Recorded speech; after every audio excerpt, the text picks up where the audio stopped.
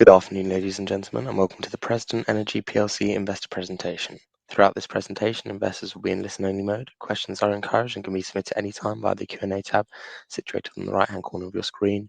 Simply type in your question and press send. The company may not be in a position to answer every question it receives during the meeting itself. However, the company will review all questions submitted today and publish responses where it is appropriate to do so. These will be available via your Investor Meet Company dashboard and will notify you by email when these are ready for your review. I'd also like to remind you that today's presentation is being recorded. Before we begin, I'd like to submit the following poll. And now I'd like to hand you over to Peter Levine, Chairman, and Rob Shepherd, CFO. Good afternoon to you both. Good afternoon, ladies and gentlemen, and welcome to the investor presentation pursuant to the annual general meeting which we've just held, with a 2020 overview and a brief 2021 outlook. I would caveat that by saying that it's a slightly peculiar situation. We've just held our AGM for year-end 2020. We are going to be announcing by the end of this month interims for the first half of 2021, at which point we will be issuing what we consider to be guidance towards the end of 2021 and looking forward to 2022. So this is a bit of a look back on 2020 and a bit of an outlook for this year. More details will follow on the interims. So without further ado, I'll introduce my colleague Rob Shepherd, Financial Director, who is here with me, not responsible for pulling out the plug, unlike me. Right, can we have the next slide, please?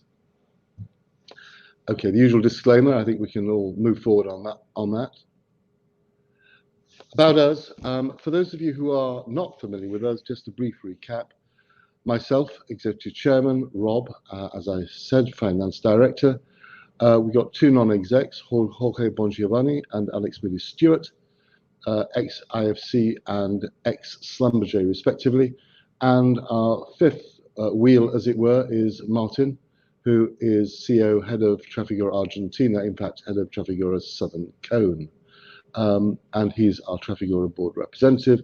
And as most of you will know, Trafigura, which is one of the largest commodity and logistics trades in the world, and one of our off-takers in Argentina, is a 16% shareholder in group. So the shareholding structure is, as you can see on that slide, myself through one of my investment companies, 29.47%, Trafigura, as I've discussed, Schroders 8.95%, Michinoku 7.2%, with the others of 37%. As you can see, we're based in the UK. That's where our head office is, registered office, as a group, and our operations are in Argentina, the USA, and in Paraguay. 6 divisions, all coordinated with collective responsibility. We are a full-service company. We are operators of all our own facilities, including the fields and the pipelines and the infrastructure. We concentrate on using world-class standards of care management, ESG as well, and we are concentrating on driving down margins, focusing on low G&A and positive cash flow and growth. Okay, can we have the next slide, please? Now, as this is the financial slide, I'm going to pass on to our Financial Director, Rob. Thanks, Peter. 2020 is obviously far in the rearview mirror, but really just wanted to put this slide down. It's in line with, obviously, when we presented our annual results and also our unaudited numbers earlier in the year. Average production held up, if nothing else, was actually slightly up year on year.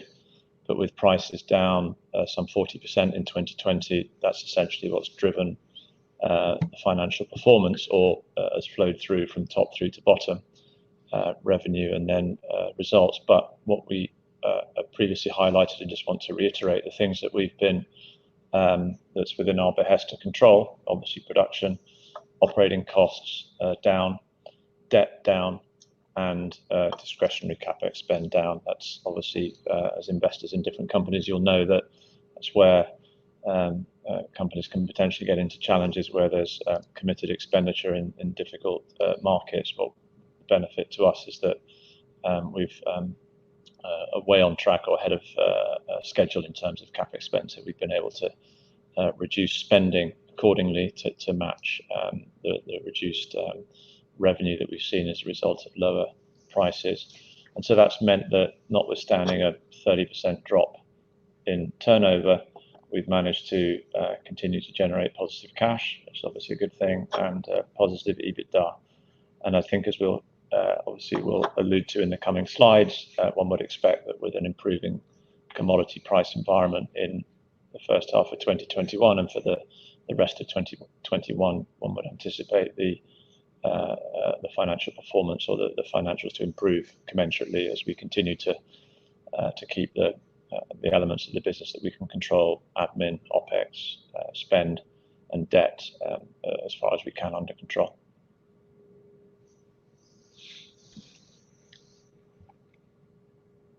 So our operational activity, we laid pipelines, we built gas compressor stations, we did a multi-well workover, we drilled 2 wells successfully, on time and on budget. Those wells are still producing. We began exporting oil with the assistance of Trafigura, and no wells were shut in through the difficult times of COVID. In other words, we were working right the way through, which is unlike many companies. And we're grateful for our works management, employees, and of course Trafigura who assisted us in relation to this. Okay, can we have the next slide, please? The overview and outlook, and we've put these side by side as 2020 and 2021, is that in 2020, obviously, we suffered significantly because of the significant reduction in oil prices and the significant changing environment. But we came up with an EBITDA which is still positive. Trafigura, as I've said, come in with as a shareholder of over 16%. We increased production, we drilled the 2 wells, and we further reduced administrative costs per barrel. In 2021, of course, the oil prices have gone up, so it's not rocket science to work out that our turnover for the first 6 months in 2021 will compare favourably with full year of 2020, and indeed the same period from the previous year. We drilled 3 wells on time and on budget, which we'll come on to a bit later. At Puerto Flores, we did the treatment plan, which has resulted in material gains in terms of OPEX for us, some benefits. We are now mobilizing to drill in SALTA province, and the first well we intend to spud during the course of next month. We're working towards a completion of the farm out agreements in Paraguay, with drilling intended for the H1 of 2022, and that's very significant to us because this has all been signed up this year. And I know a lot of people, including myself, were waiting for a successful farm out, and even in adverse circumstances where farm outs are now few and far between, in an area where, frankly, this is new geography, and there has been, to be fair, a few failed wells. This is the best prospect that we drilled. We should have drilled it first. We didn't. It's a long story, but we did not. It's now there. It's a significant prospect, and we're delighted that we have a state energy company from a western-facing nation to come in and work with us as a partner in that well. And then we have come to ATOME. ATOME is our new green hydrogen and ammonia subsidiary business. We'll talk about that shortly. And as we say at the bottom of the strapline, 2021 trading update will accompany the interim results in September, and we do intend, so far as regulatory provisions allow, as well as legal obligations allow, to give some form of guidance for this year and looking forward to next year. And certainly what I can say is in 2021 and 22, the story will be about Paraguay, it will be about ATOME, and it will be about SALTA drilling. In Rio Negro, I would say to you that we do not anticipate more wells in the near future in Rio Negro.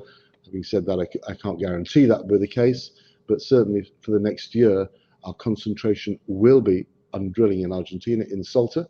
It will be drilling in Paraguay, and it will be with ATOME, spin-off and flotation. Can we have the next slide, please? Now, the SALTA drilling, as I've said, we're going to concentrate on SALTA for Argentina and not Rio Negro. The Rio Negro wells which we drilled in the first half of 2021, we will comment on when we deliver the half year, and we'll tell you about it and tell you what our views are. And if there are any questions on that today, so far as we can legally possible and without getting into regulatory hot water, we'll talk about it. We're not going to shirk any polite and relevant questions on that. In relation to SALTA, however, this has got significant potential. We just announced the entry into the drilling contract. As I've said, we'll be commencing drilling of a 3 firm well program next month. We already have 2 contingent wells for the start of 2022 from the reprocessed seismic, which we are looking at now. It's contingent because we haven't fully reprocessed the seismic. There's new seismic to acquire during the course of 2022 as well. And we are quite encouraged by what we're seeing so far. There's no slam dunks in this world, but these are, as far as we can say, development wells. These aren't exploration wells. These are vertical wells. We have got a fine-tuned drilling division now with an experienced head and experienced operators within that drilling division. And we feel fairly confident we will be able to drill these wells in the necessary time period and reasonably on time and reasonably on budget in the absence of unforeseen circumstances. We project the mid-case production levels. Obviously, we're hoping for better, but this is mid-case. This is what we call P50 mid-case. So there's much to be talked about in due course on this. It will add significantly. And now that we're getting as much for our oil in the north as we are in Rio Negro, the margins are extremely good, and we're looking forward to that and looking forward to progressing SALTA in due course with add-on wells. And that will significantly increase the value, the contribution to EBITDA on our oil business in Argentina. It is all oil in SALTA. Next slide, please. The Paraguay farm out, we've already discussed that. Now, it's fair to say that ever since 2014, we've been considering what we do with Paraguay. We did not walk away from it. Hindsight is an exact science. We left the best well until last. We did it for understandable reasons, but nevertheless, that is, in hindsight, what we've done. And hindsight, of course, is an exact science. You can't go wrong with it. The costs of the well are 10 to 15 million. We've got a strong partner coming on board. It's anticipated that effectively, if we bring the well in at 10 million, then, and we believe we can, then the cost of this will be neutral to President, i.e. that we will not be putting our hands in our pockets in terms of this. And that's the whole point of this deal. We will have to see, but the prize is extremely significant. As I've said, this is the best prospect that we didn't drill. And this is a prospect evidenced by oil trends in the other side of the border in Argentina, which we're very familiar with because we are on the other side of the border. We've done a lot of work since the failed wells in 2014. This is exploration, however, I keep stressing that, but nevertheless, it is very encouraging that after due diligence, this state energy company has come in with us. Their coming in is subject to 2 conditions, both of which we anticipate will cause no issues. The first is effectively done, which is the extension of the concession until late 2023, September 2023. The other condition is the consent by the relevant ministry in Paraguay of the transfer of 50% of the interest, which is the farm out, to the state energy company. Taking into account the nature of the state and such like, I do believe that this should not cause any issues, and we're expecting this any time. Unfortunately, we cannot dictate to any ministry when they will issue the authority. They will do so in their own time, but nevertheless, we are on top of it, and we were hopeful it would be by the end of September. Unfortunately, it seems this is unlikely now, but we're certainly hopeful that it can be in October. It will not affect, at this moment in time, the timing of the drilling of the well in H1 of 2022. Can we have the next slide, please? So I mentioned about ATOME in the earlier on, and ATOME is our green hydrogen and ammonia business.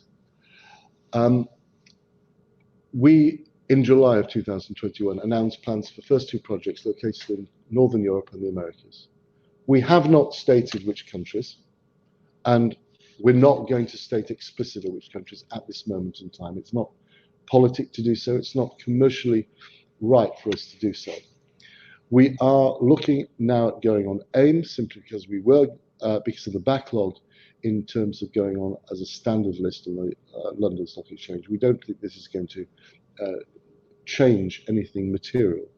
The flotation of ATOME gives investors access to upstream part of the hydrogen project, and hopefully early and first mover advantage in two countries.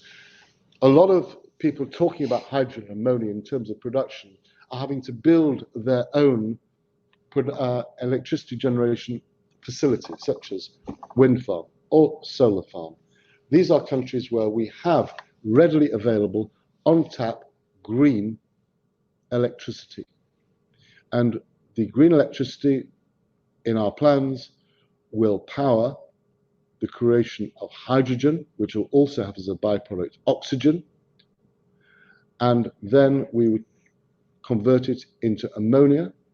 Both of the countries we're talking about, particularly one, has got significant domestic use for both hydrogen and ammonia, and it's our intention that we will be concentrating also on the end market for these, and we have already plans in terms of how we market the products. The key is not just producing it cost effectively, having stable electricity, power, which can be ramped up, but also having it in the right fiscal environment, as well as having the right end market for your product in what will be, we anticipate, a more and more crowded environment.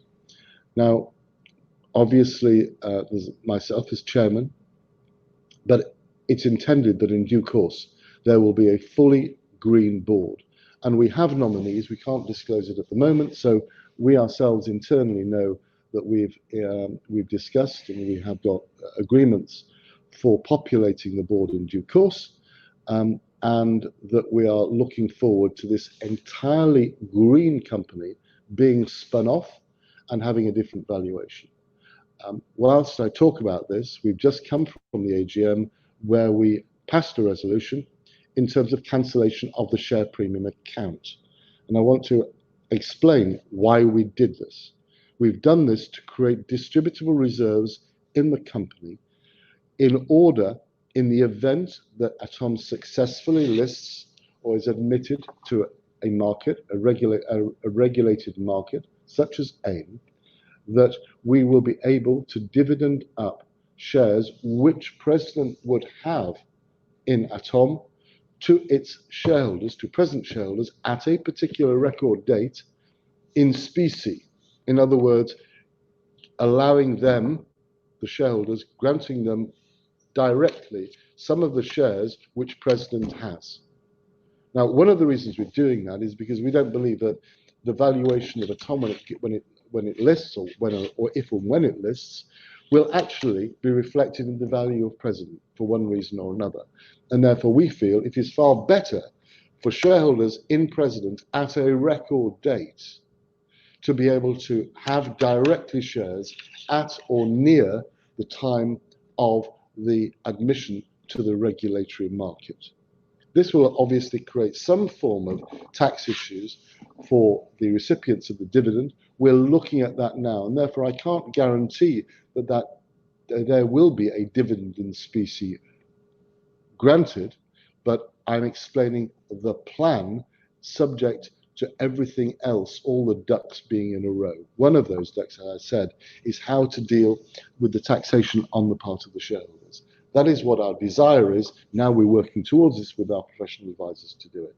We think it's a great way of populating ATOME and rewarding President shareholders. What I can say is, in the event that it does list and the event that we do declare dividend in specie, it will not be an insignificant amount of dividends in specie, and the people who have sold shares even up to today's date, right now in present, will not be entitled to any dividend. It will be a record date going forward, not a retrospective date.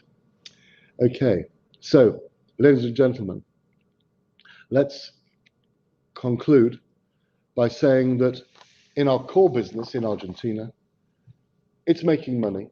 It's throwing off positive cash on an operating business, on an operating basis. We'll discuss that. More than last year, obviously.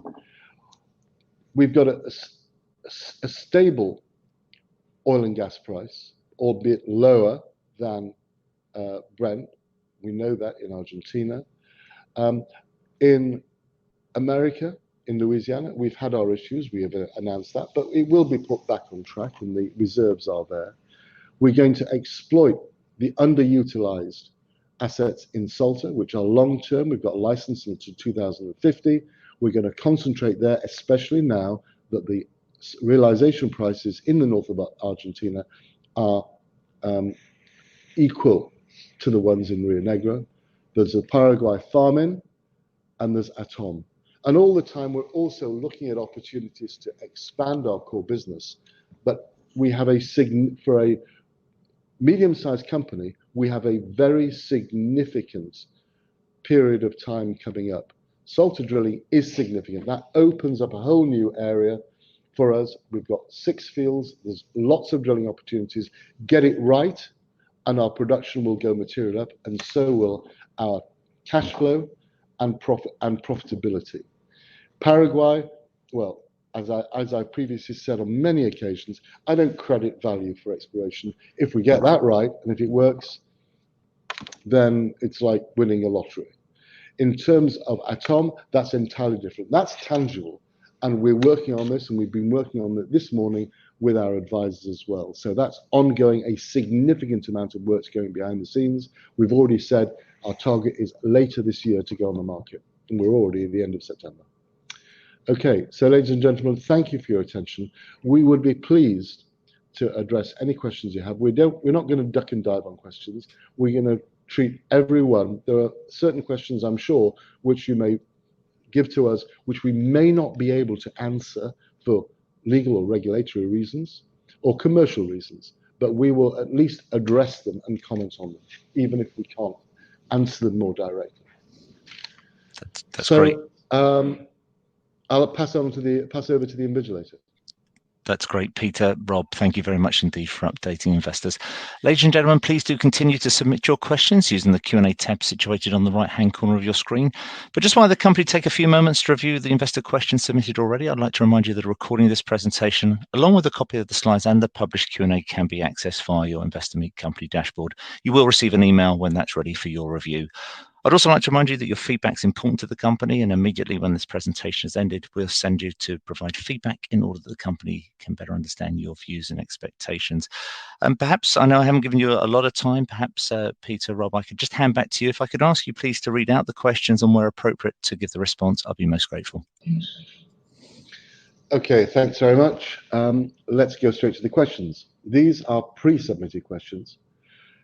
First question is from Mark D. Please provide more information on the initial declines on the new gas wells, and if this is a situation that's resolvable, if so, how? Are the declines being experienced with all the wells drilled late last year and earlier this year? All wells decline, Mark, and ours are no different. It's fair to say that not all the wells that we've drilled in the last 6 months or 9 months have performed as we originally hoped. Some have performed okay, some have performed well initially and then tailed off, and one, which we'll talk about, has not performed in a material way. Having said that, they've all produced. All but one are still producing. We're looking at the one that isn't producing still. The bottom line is that it's not as we had in total in the round. It's not as we would hope. We're still working on the solution or a solution to it, but they, as I said, all but one are still producing in some form or other. What we are doing is it's a learning process now in terms of the gas wells. Do we feel that there will be more? And I'm actually going on to another question perhaps. I can't say at this stage that there will be more gas wells to drill in the near future. Mark D also asked, does the decline rates being experienced mean that the gas opportunity in Rio Negro than initially thought? I think is less than initially thought, and I've got to be imply that, and I would say to you, yes. I think that on the whole, the gas opportunity in Rio Negro is certainly more difficult than we anticipated. Is it less than we thought? At this stage, I won't say. It's just more difficult and more complicated, and it's taking more time to figure out, and that's why our subsurface people are looking at it in depth as we speak all the time, to look at it, to correlate it. We're also having the sands and the carbonates looked at as to what treatments we can apply to enhance it.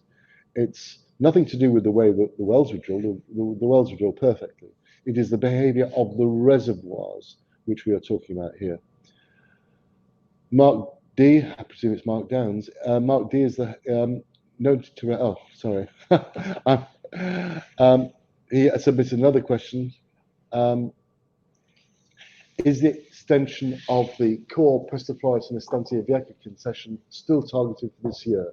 Can the company confirm the cost of such extension will be covered by cash flow? Latter, yes. Former, no. It's actually in the hands of the province. It may well run into next year. No rush at all.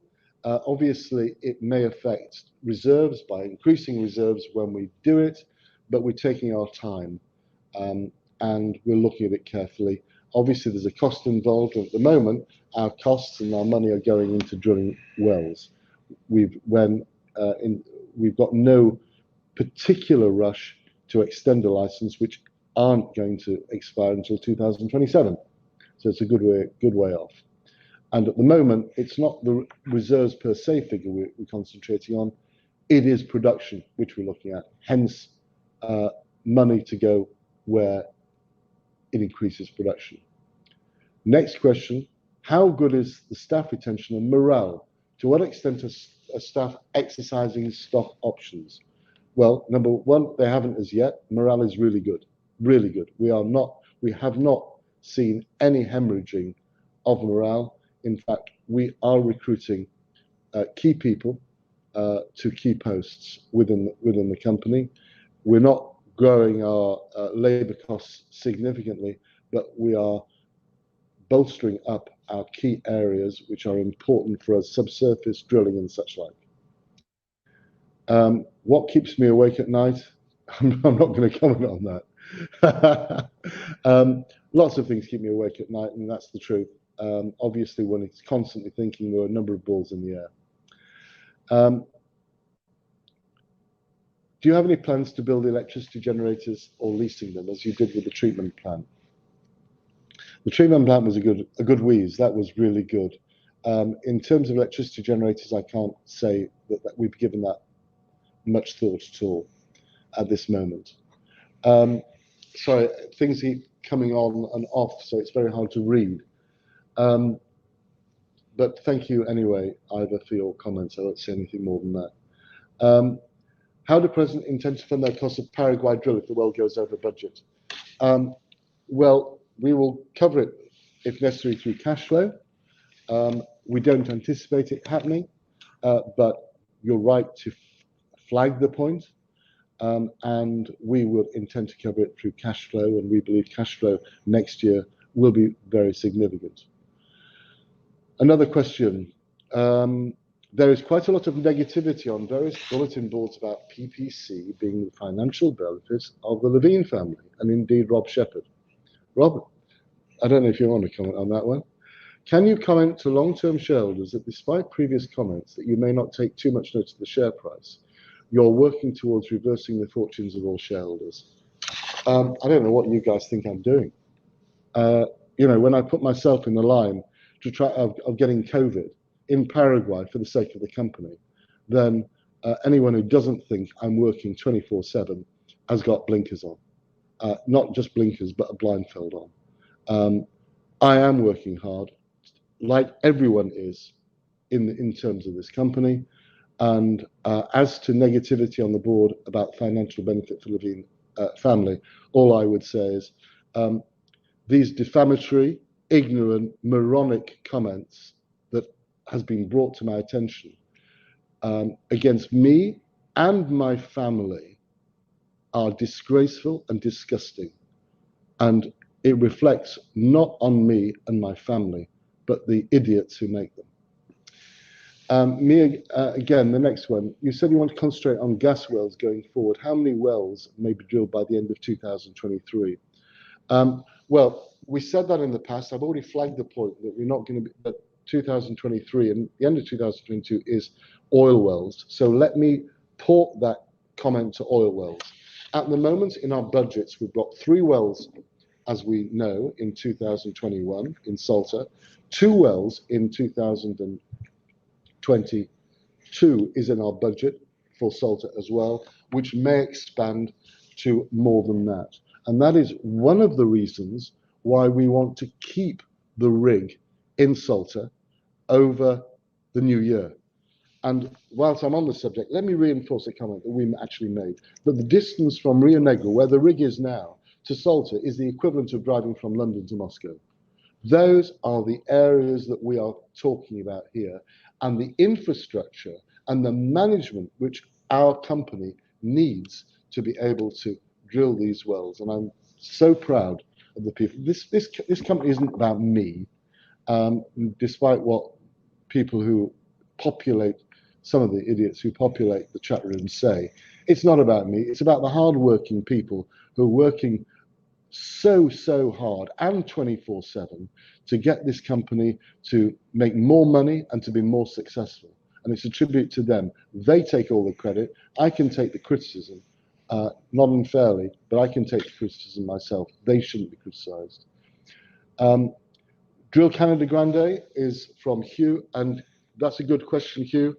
We're going to be doing the seismic on that during the course of next year. And we believe, just like the reprocessing of Pozo Escondido, that actually will show up some well prospects to drill. And that, again, is why we're keeping the rig in place.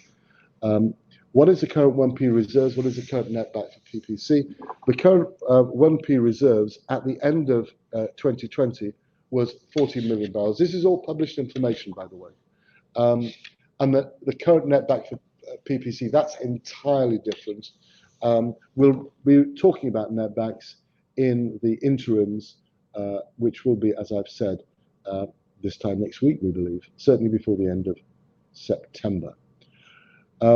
William has said, currently, what percentage age of gas production is sold at spot price? Oh, what percentage of gas production is sold at spot prices? At this current moment in time, no gas production is being sold at spot prices. They are under medium or long-term contracts which extend through the summer period. Why have we done that? Because, of course, in the summer, gas prices will go down, and therefore it's better for us to fix, you could call it a hedge, gas prices until April. When April comes around, we'll review the situation. But like any companies, it's important that we have a base load of sales so that we know and at sales prices so that we know that and can budget for steady income. And in that regard, I've got to say, Trafigura are once again giving us great and valued assistance. Does the company need to do a placing? No. Or is cash flow sufficient at present to fund work commitments? Yes, together with maybe short-term local funding, which we take from time to time in Argentina. On a group level, no. And that is it. So if it's a placing to fund the work program, that's no. There will be no placing to fund ATOME, and that's one of the reasons why we're spinning it off. We've been subsidizing ATOME at this moment in time, but when it floats, it will raise its own money, it will be responsible for its own things. And of course, it's not rocket science to work out that if President has a rump holding in ATOME after doing any dividends in specie, which may or may not occur, then obviously that will flow to a balance sheet situation. But that's a way off yet. We'll talk about that as and when we float, or if and when we float ATOME later this year. We're doing, as I said, a significant work to generate that. So all in all, there's significant work streams happening. Hugh, my question is your view on Argentina in general. How is the economy going? Not good, Hugh. I'm always a little worried about local off-takers not paying PPC. You needn't worry about that. Trafigura buy our off-take, and we've got large refineries doing it. We have not had a single delay, and whilst others may have done, we've not had a single delay in payment. In fact, sometimes where we say, look, could you is there any assistance that can be given? We've had that assistance. I flagged the point, however, that we do not have any prepay agreement with Trafigura in terms of our oil. In other words, taking money in advance of oil being delivered over a period of time. We don't have a prepay in that regard. But we always get paid spot on. So, Hugh, you needn't worry about that. The economy, yes, it's not going well. It's been ravaged by COVID. There's elections happening at this moment in time. The good thing is that we anticipate that by middle or end of next year, the $5 million peso loan that we took out will probably be we only have to repay about 2.5 million of it because of the depreciation of the peso. So that will turn out to be a nice little earner, as it were. And of course, as a dollar-based business, we get paid in dollar equivalent, so it doesn't affect us. And the other thing just to mention on domestic economy is that, as we announced earlier and put in the presentation, we exported a first parcel this year. Again, that's a benefit of working with Trafigura. In isolation, our volumes are quite small. But having a partner, an aggregator like Trafigura, means that that's something we've been able to do, and we'll continue to look at it. So where prices may be weak in Argentina, we're able to take advantage of those connections to realize higher prices through export. And what we're doing now, and this is addressed to everyone on this call, is because the economy is not doing very well, we're able to negotiate good prices for our work, better prices than we were getting 2 or 3 years ago. And there's an availability, which is really important. We're going to be drilling in SALTA this year in a rig which we couldn't hope to have got 2 or 3 years ago. The quality of the rig, the quality of the people, how fast it will drill. Obviously, bearing in mind previous experience, we've had to check that out very, very thoroughly. But that is an indicative thing. So it's not all bad from Argentina. Yes, the general economics are bad, but it does create opportunities in order to say, okay, we've got these pesos in our bank account. What discount would you give us for early payment? And we do operate that system, that we go to our contracts and say, well, we've got this money. Can we get a discount for paying you early? And I'm not saying it happens all the time, but certainly it is happening in terms of some of the work streams that we're having to do in SALTA. Peter, Rob, I might just jump in on the basis of you've addressed every single question that's been submitted by investors, and thank you to those investors that have taken time to both submit before today's event and also during today's event. Peter, Rob, I know investor feedback is important to you guys, and we'll shortly redirect investors to provide you with their thoughts and expectations.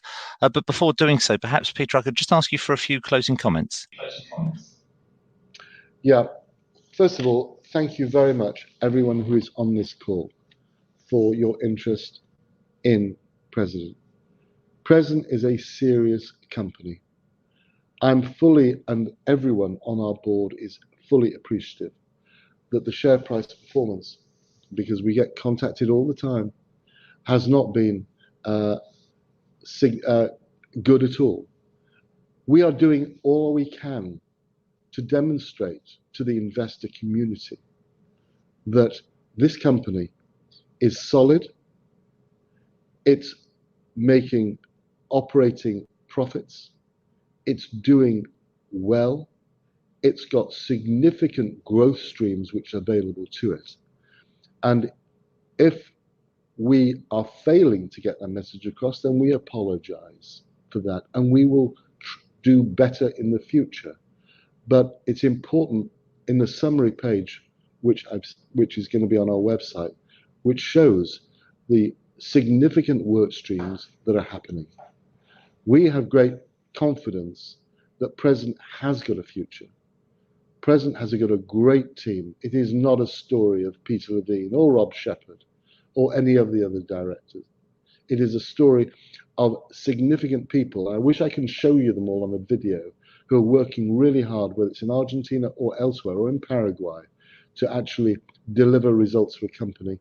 And thank you. And I hope in due course we can deliver all the things that we say we're going to deliver it well, and we're going to under-promise and over-perform in the future. We recognize things have not gone well in the past, and to use a phrase which I used at the beginning, mea culpa, I would take full responsibility for that. No one can, other than myself. We are working hard 24/7, and I want to thank all my directors, Rob here, and the other directors who aren't joining us, for all their help. And thank you for your attention and for listening. And all I would humbly request and invite you to do is watch where we go now. Thank you very much. Peter, Rob, thank you very much indeed for updating investors this afternoon, and apologies for the slight delay at the beginning of this call. Could I please ask investors not to close this session, as we'll now automatically redirect you for the opportunity to provide your feedback in order that the management team can really better understand your views and expectations. This will only take a few moments to complete, but I'm sure will be greatly valued by the management team. On behalf of President Energy, we'd like to thank you very much for attending today's presentation. That now concludes today's session, and good afternoon to you all. Thank you.